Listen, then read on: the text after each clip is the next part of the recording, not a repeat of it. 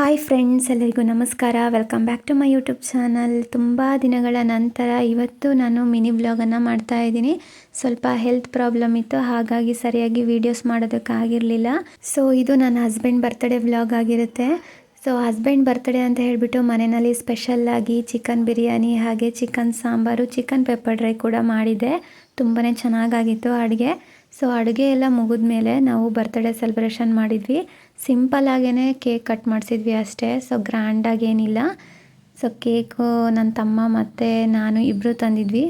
So cake ಕೂಡ cut ಮಾಡಿಸಿದ್ವಿ. ಮನೆಯಲ್ಲಿ cake cut ಮಾಡಿಸಿದಾದ್ಮೇಲೆ ತೋಟದ ಮನೆಗೆ ಹೋದ್ವಿ.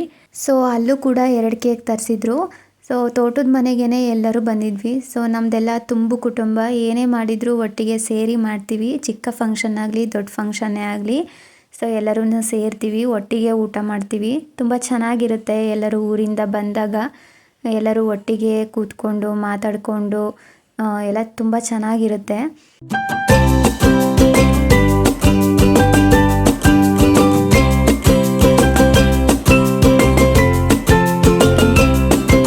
ಸೊ ಫೈನಲಿ ತೋಟದ ಮನೆಯಲ್ಲೂ ಕೂಡ ಬರ್ತ್ಡೇ ಸೆಲೆಬ್ರೇಷನ್ ಎಲ್ಲ ಮುಗೀತು. ಕೇಕ್ ಎಲ್ಲ ಕಟ್ ಮಾಡಿಸಿದಾದ್ಮೇಲೆ ಊಟ ಮಾಡೋದಕ್ಕೆ ಮನೆಯಿಂದ ಅಡುಗೆ ಮಾಡಿದ್ವಿ ಅಲ್ವಾ. ಸೊ ಅದನ್ನೆಲ್ಲ ಬಾಕ್ಸಿಗೆ ಹಾಕ್ಕೊಂಡು ತೊಗೊಂಡು ಬಂದಿದ್ವಿ.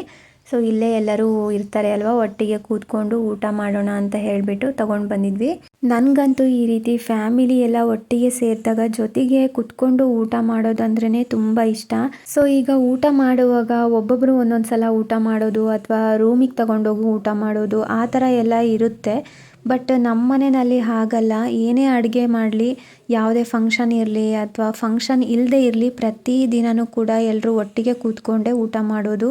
ಸೊ ನಾನು ಹೇಳೋದು ಇಷ್ಟೇ, ಎಲ್ಲರೂ ಫ್ಯಾಮಿಲಿ ಎಲ್ಲ ಒಟ್ಟಿಗೆ ಸೇರಿದಾಗ ಸಪ್ರೇಟಾಗಿ ಕೂತ್ಕೊಂಡು ಊಟ ಮಾಡೋ ಬದಲು ಈ ರೀತಿ ಎಲ್ಲರೂ ಒಟ್ಟಿಗೆ ಕೂತ್ಕೊಂಡು ಊಟ ಮಾಡಿದರೆ ಎಲ್ರಿಗೂ ತುಂಬ ಖುಷಿಯಾಗುತ್ತೆ. ಸೊ ನೋಡೋದಕ್ಕೂ ಖುಷಿಯಾಗುತ್ತೆ. ಸೊ ನಿಮ್ಮೆಲ್ಲರಿಗೂ ಇವತ್ತಿನ ಈ ಮಿನಿ ವ್ಲಾಗು ಇಷ್ಟ ಆಗಿದೆ ಅಂತ ಅಂದ್ಕೊಂಡಿದ್ದೀನಿ. ಇಷ್ಟ ಆಗಿದ್ದರೆ ಪ್ಲೀಸ್ ನನ್ನ ಚಾನಲ್ನ ಸಬ್ಸ್ಕ್ರೈಬ್ ಮಾಡಿಕೊಂಡು ಸಪೋರ್ಟ್ ಮಾಡಿ. ಹಾಗೆ ನಮ್ಮ ಫ್ಯಾಮಿಲಿ ನೋಡಿ ನಿಮ್ಮೆಲ್ಲರಿಗೂ ಹೇಗೆ ಅನ್ನಿಸ್ತು ಅಂತ ಕಮೆಂಟ್ ಬಾಕ್ಸಲ್ಲಿ ಕಮೆಂಟ್ ಮಾಡಿ. ಹಾಗೆ ಲೈಕ್ ಮಾಡೋದು ಮಾತ್ರ ಮರಿಬೇಡಿ. Thank you for watching.